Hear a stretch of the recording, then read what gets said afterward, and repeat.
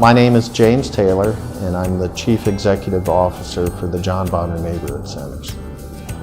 I am the youngest of 4 children.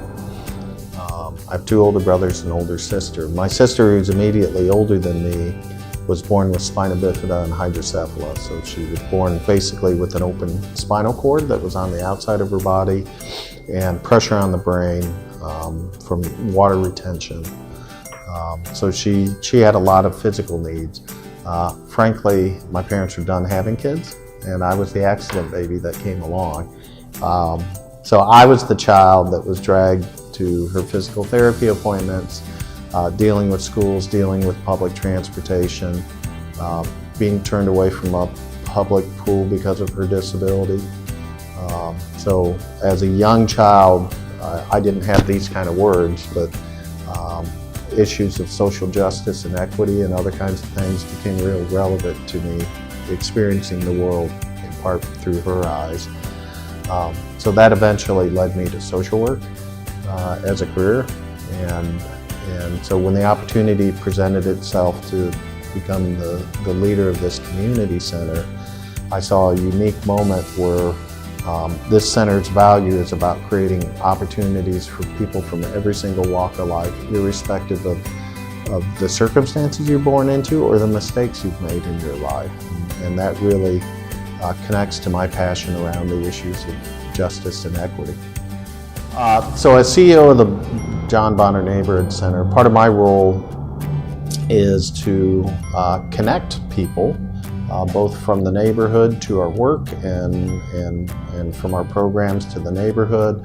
Work with a lot of different constituencies. Obviously, a board of directors is a not-for-profit, but different funding partners and other kind of community partners to really try to formulate ways that we can do collective impact. In other words, how do we align all these different groups and efforts in a way that are achieving common goals for the community. So a lot of my work is kind of focused on that external ecosystem that we exist in as a community. So in the next 5 years, a lot of our work is going to be focused in on supporting the success of our neighborhood schools and supporting the success of the children and the families that attend those schools, and building out what is called kind of the cradle to career pipeline of supports for families and for children. And so figuring out what that means for us. We're not at a want for clients coming to our center. I mean, every day we have more demand for our services than we can obviously provide. But through the work that we've been doing the last 14 months, we're really aligning that effort around one particular neighborhood school, which is Thomas Gregg Elementary School,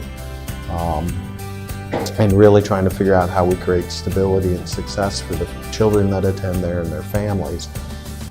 In that school, if you look at the student population, in a given year, they have a 75% mobility rate for students. But if you get behind that 75%, it's really 25% of their student population that turns over 3 times within a school year. So that seat, a fourth of that classroom changes over 3 times within a school year. Well, you can have the best teachers in the world, you can have the best school in the world, you can have all the resources embedded in the school, unless you can create stability for the families and for the caregivers, those children have a difficult road to finding success at all in their life, let alone the school itself. So we've recently have devoted 75 units of our housing exclusively for that particular school and one other elementary school in our neighborhood to address that churn of families that are coming by being able to provide them the housing, and then we as a center provide support services to work with the head of household around workforce development. We do financial coaching, access to public benefits, all the kinds of things that would help to stabilize that household.